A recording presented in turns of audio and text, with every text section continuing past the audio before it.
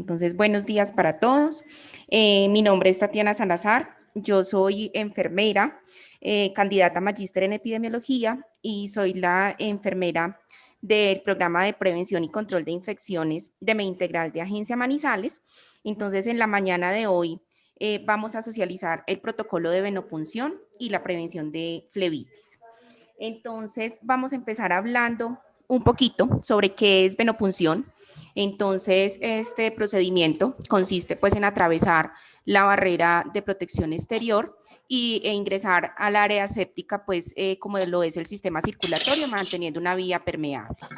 Es un procedimiento común, es quizá el procedimiento más común en el ambiente intrahospitalario en pacientes de todas las edades, ya que sus principales objetivos pues se encuentra restaurar y mantener el volumen circulatorio y el balance hidroelectrolítico, la administración de medicamentos, administrar sangre y sus derivados, suplir déficit nutricional, mantener una vía venosa permeable y pues tomar muestras sanguíneas.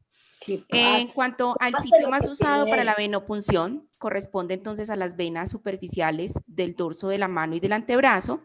Y es importante identificar criterios como evitar colocar un catéter en el brazo dominante, evitar en lo posible sitios de flexión, como lo son la muñeca y el codo, con el fin de reducir pues, riesgos de extravasación. Si es necesario en los pacientes pues, pediátricos aplicar algún tipo de inmovilización, evitar las bifurcaciones, entonces de allí la importancia de revisar bien el sitio a puncionar en busca de evitar como esas venas donde concluyen entonces los elementos morfofisiológicos, no punzar sitios donde hayan lesiones activas en la piel, priorizar las venas distales sobre las proximales. En cuanto a los elementos morfológicos, entonces es muy importante identificar el calibre de esa vena para poder hacer una selección, una elección adecuada del catéter, la dirección, la linealidad y la longitud de la vena a puncionar.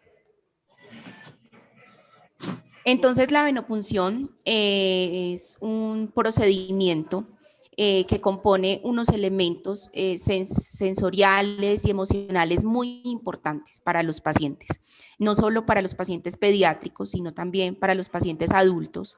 Puede causar temor, ansiedad y dolor antes del procedimiento, durante el procedimiento y después de este. Entonces, de ahí la importancia que nosotros como personal de enfermería expliquemos a ese paciente el proceso que se le va a realizar cuando trabajamos con niños. Entonces, la importancia de explicarle a su acompañante, a la mamá o al papá, de qué se trata el procedimiento para que también pueda cooperar de alguna manera. Haciendo pues, una revisión literaria, encontré muchas acciones que podemos hacer para disminuir esta ansiedad en los pacientes.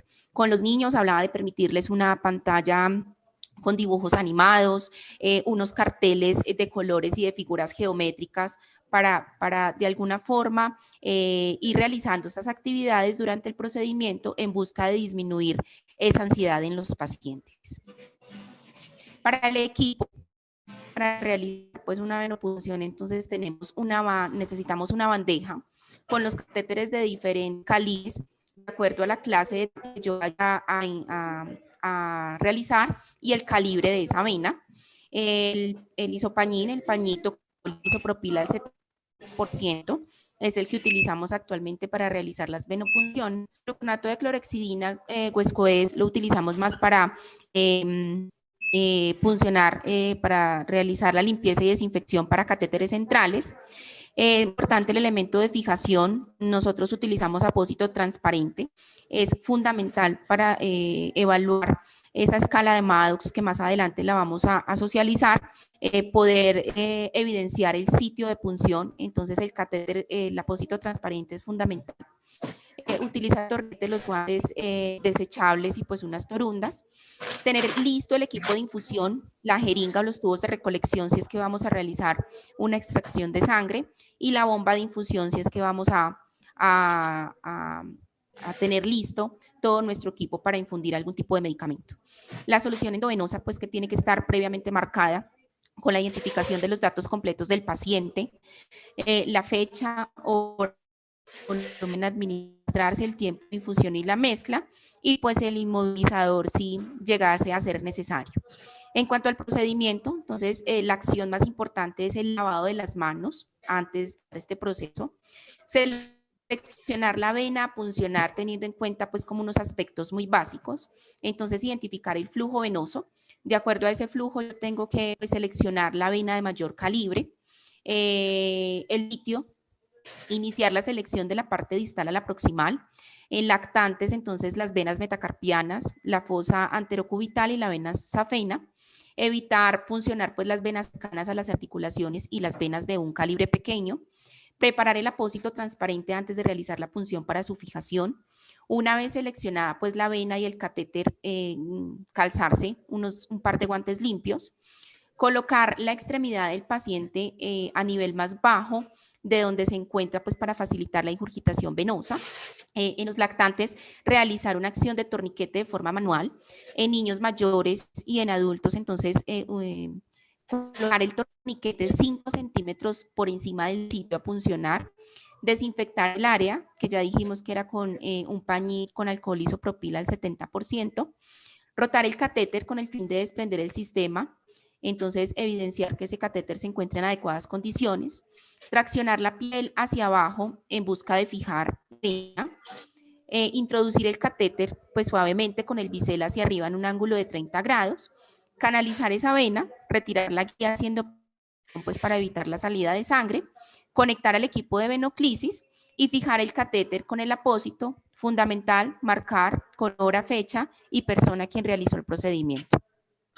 En cuanto a las complicaciones, entonces acá tenemos las más comunes.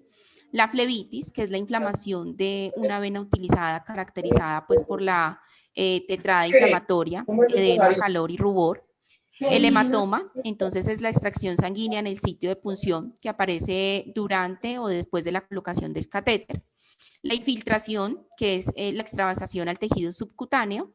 La trombosis, que es la oclusión total o parcial de un vaso sanguíneo por un coágulo. Y la celulitis, que es la inflamación aguda del tejido cognitivo de la piel, que resulta de una infección mente, pues por estafilococo, aureus o no aureus, o por otro tipo de infecciones bacterianas.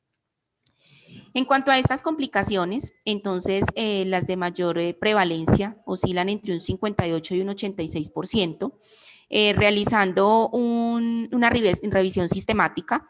Entonces encontré que estas cinco causas son las que más se presentan. Entonces la infiltración con un 41%, la oclusión un 13%, la trombosis un 7%, flebitis 6.7% y hematoma un 4%.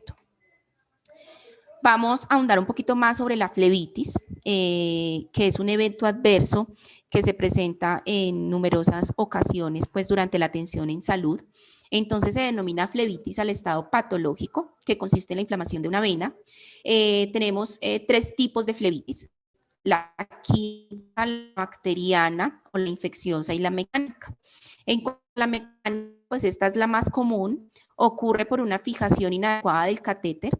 Entonces, como vemos en la tercera imagen, no se cuida más ese catéter, ese dispositivo, si se fija de la forma inadecuada. Entonces, lo importante es tener nuestro apósito listo, íntegro, cambiarse cuantas veces sea necesario y diligenciar adecuadamente la lista de chequeo que tenemos para hacer seguimiento a este dispositivo. Este tipo de flebitis pues también se puede presentar cuando una infusión es muy lenta o cuando se usa un catéter inadecuado de acuerdo al tamaño de la vena y a la infusión que se vaya a administrar al paciente. La flebitis química, esta es provocada pues gracias a la introducción de fármacos o líquidos pues que son altamente vesicantes. Entonces es una respuesta inflamatoria ante soluciones o muy ácidas o muy alcalinas o soluciones hipertónicas. Entonces estas pues dependen directamente del medicamento y de la dilución que yo vaya a administrar a ese paciente. Y en cuanto a la flebitis bacteriana o infecciosa, esta es la más poco frecuente, pero pues también es la más grave. Esta sucede debido pues a contaminación del sistema intravenoso, ya sea al momento de introducir por un arrastre mecánico o al momento de la manipulación de ese catéter por una contaminación. De allí la importancia de la higiene de las manos, de realizar el procedimiento bajo una técnica aséptica y de la revisión constante de ese sitio de inserción. Entonces acá tenemos pues que la flebitis provoca una inflamación que es causada por una irritación que puede ser química, mecánica o infecciosa o bacteriana, y pues tiene unas manifestaciones en el paciente: dolor, edema, hipertermia local y el calor. En cuanto a la clasificación, entonces la flebitis se clasifica en dos grandes grupos, en la superficial y en la profunda. En cuanto a la flebitis superficial, entonces esta afecta a las venas superficiales. En general no representan mayor riesgo para el paciente. Y en cuanto a la flebitis profunda, pues también llamada tromboflebitis, esta es mucho más grave, compleja y peligrosa para el paciente, ya que algún coágulo que se presente allí pues puede migrar a cualquier parte del sistema circulatorio, ocluyendo la irrigación sanguínea de órganos tan vitales como puede ser el cerebro, el corazón o los pulmones. Esta es nuestra escala de valoración visual para flebitis, es la que tenemos implementada en Integral. Se tiene o a través de medio físico y fácil en nuestras oficinas. Recuerde que la no legalización de estos accidentes les puede causar perdón, algo pasó. Entonces les estaba contando sobre la escala de Maddux. Esta es la escala que tenemos implementada en Integral. Se tiene que hacer valoración de esta escala en cada uno de los turnos. Esta escala tiene una puntuación de 0 a 5, en la cual, según la puntuación, pues tenemos que hacer unas intervenciones muy puntuales. Entonces, en la escala 0 no tenemos ni dolor, ni edema, ni hinchazón. Entonces, pues no hay signos claros de flebitis y lo más importante es continuar observando ese sitio de punción. Puntuación 1, ya hay un dolor, no tenemos eritema, no tenemos hinchazón ni cordón. Es posible que hayan signos de flebitis y hay que observar el punto de inserción. En cuanto a la puntuación 2, entonces ya hay un dolor con eritema e hinchazón sin cordón palpable en la zona de punción. Ya en la puntuación 2 es necesario retirar ese catéter porque ya hay un inicio de flebitis. Puntuación 3, hay dolor, eritema, hinchazón, endurecimiento o cordón venoso palpable inferior a 6 centímetros por encima del sitio de inserción. La indicación es retirar ese catéter y valorar el tratamiento. Ya hay una etapa media de flebitis. En cuanto a la puntuación 4, entonces tenemos dolor, eritema, hinchazón, endurecimiento, cordón venoso palpable superior a 6 centímetros por encima del sitio de inserción o purulencia. Entonces, pues ya es necesario sí o sí retirar ese catéter y valorar tratamiento porque se trata de un avanzado estado de flebitis. Y en la puntuación 5, entonces hay una trombosis venosa franca con todos los signos anteriores y detección de la perfusión. Es necesario retirar ese tratamiento e iniciar un tratamiento, un manejo adecuado, retirar ese catéter, porque pues evidentemente hay una tromboflebitis. Las caritas, pues podemos evidenciar la cara del paciente cuando no tiene ese dolor y cuando no tiene esos signos claros de flebitis. No podemos permitir llegar a una puntuación 4 o 5, que ya es un estado de difícil manejo para el paciente, incluso puede afectar directamente su estado de salud y su recuperación, porque ya sabemos lo que causa una tromboflebitis en el paciente. En cuanto a los factores pues, predisponentes, entonces tenemos unas condiciones muy propias, muy intrínsecas del paciente y que cuando se realizan los análisis de este tipo de eventos adversos, pues se evalúan hasta qué punto yo pude haber realizado acciones de prevención de esa flebitis, pero pues hay condiciones muy propias del paciente como la edad, el estado nutricional, enfermedades disponentes, pacientes inmunocomprometidos o tratamientos médicos que de por sí ya van a tener un factor de riesgo supremamente alto para la presencia de estas flebitis. La técnica séptica, muy importante realizar seguimiento de alguna manera a este tipo de procesos en busca de garantizar que se estén realizando de la manera adecuada. Capacidad de punción del profesional, osmolaridad de los medicamentos y líquidos, muy importante el acompañamiento del químico farmacéutico al momento de que tengamos alguna duda en cuanto a la osmolaridad de los medicamentos en busca de evitar también la presencia de las flebitis, duración de la estancia, tipo de ubicación del catéter y la función circulatoria del paciente.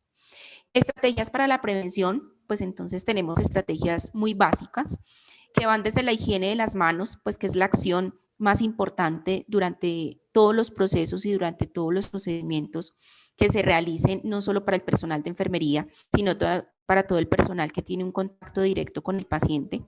El uso adecuado de una técnica séptica, la preparación adecuada de la piel, muy importante realizar ese arrastre mecánico y con el insumo adecuado, porque todos los gérmenes que estén en piel pueden ionizantes y por un arrastre mecánico al momento de la inserción del catéter, pues yo puedo ingresar todos esos gérmenes de piel al sistema circulatorio.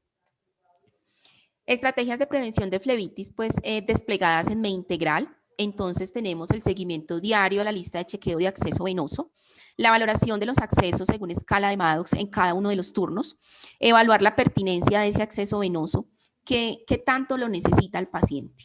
Entonces nosotros en Manizales pues realizamos una ronda de infectología cada semana y pasamos por todos los pacientes, incluso los que no tengan ningún tipo de aislamiento, los que no tengan un manejo antibiótico, evidenciando esto. Es un paciente de hospitalización que tiene un catéter periférico, pero ¿para qué lo tiene? No tiene ningún medicamento venoso, entonces lo tiene por si sucede algo, por si se requiere algo.